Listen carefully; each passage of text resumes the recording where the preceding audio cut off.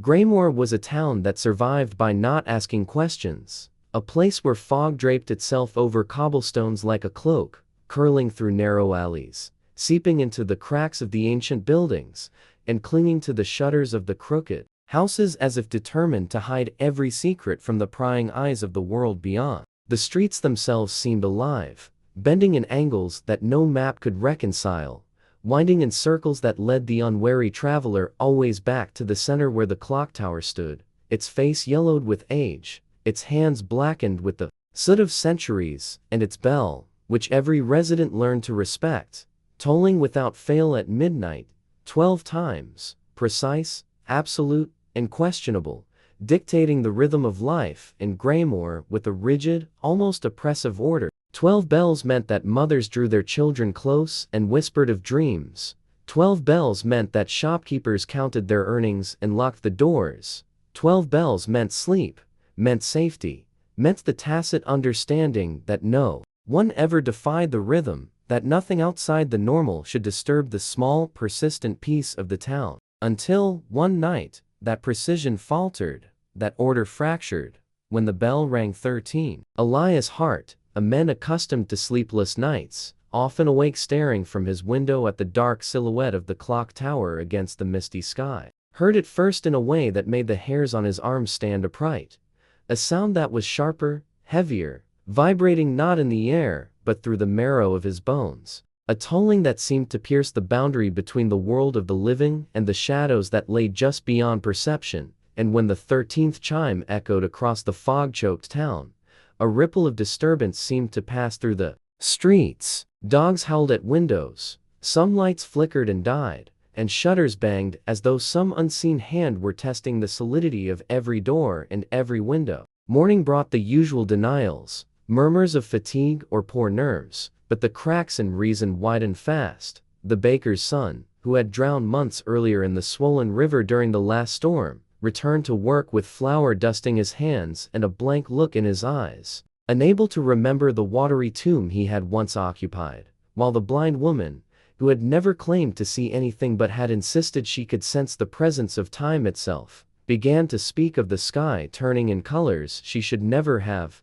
been able to perceive, and in one home, a newborn vanished from the cradle, leaving the mattress undisturbed as if it had never been there, and in the graveyard, coffins that should have remained tightly sealed were now ajar, revealing nothing but the hollow absence of what had once been buried. And yet, the townspeople went about their lives, clinging to routine, whispering that none of this mattered, pretending that the small anomalies could be explained by exhaustion or imagination. But Elias could see otherwise, could feel the subtle rawness that crept through the alleys and the squares like frost under the fog, and noticed something even stranger in the eyes of those around him, a flicker of recognition that alternated with fear, as though some people remembered him in one moment and had forgotten him in the next. And at the school where he had taught for years, the headmaster demanded an explanation for his apparent absence of 2 weeks, yet Elias had never left, had never paused in his duties, and the records, inked on yellowed pages that smelled faintly of mildew and old chalk,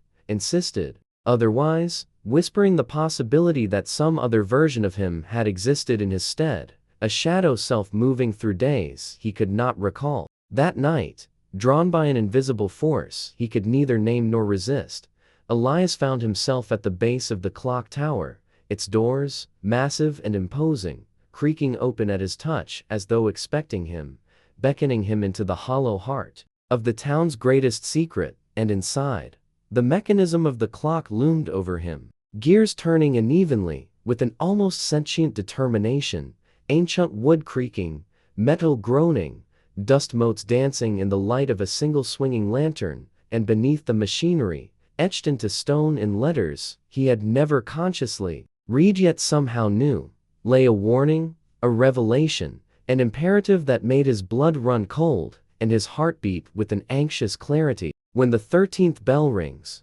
time repays its debts, words that seem to resonate with the vibration deep in his mind, awakening memories buried beneath layers of conscious life, memories of climbing this very tower as a much younger man, of repairing a fault no one else dared touch, of slipping, of falling, of the excruciating sound of bone fracturing and the silence that followed, the cold embrace of mortality itself, and suddenly, with the midnight hour, the bell began its counting once again, each chime striking not only the air but Elias's soul,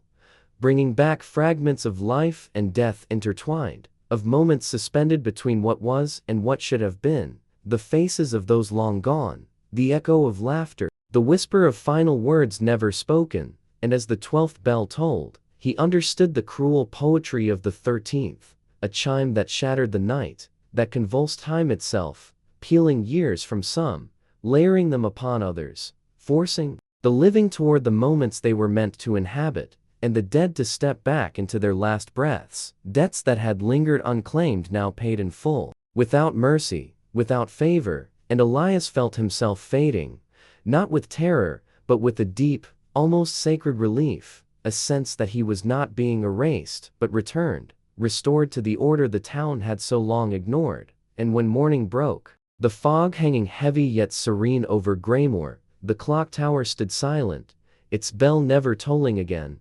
and the town carried on, oddly balanced, memories of Elias Hart vanishing as though he had never existed, yet something lingered in the stillness, a subtle awareness, a pause in the collective breath of the streets, as though some part of Greymoor knew that time had learned a lesson, that the rhythm of 12 bells was sometimes insufficient, that the 13th, when it came, demanded reckoning, and deep within the fog, behind shuttered windows and silent alleys, people swore they could hear it, faint, deliberate, questioning, a clock that paused, deciding whether the world had truly kept its balance or if another reckoning, another bell, would yet be required to remind them of the fragile, trembling line between what was known and what must remain a mystery. And in that quiet, Elias Hart, though forgotten by all, existed in every tick, every shadow, every heartbeat of Greymoor, a spectral witness to the price of time,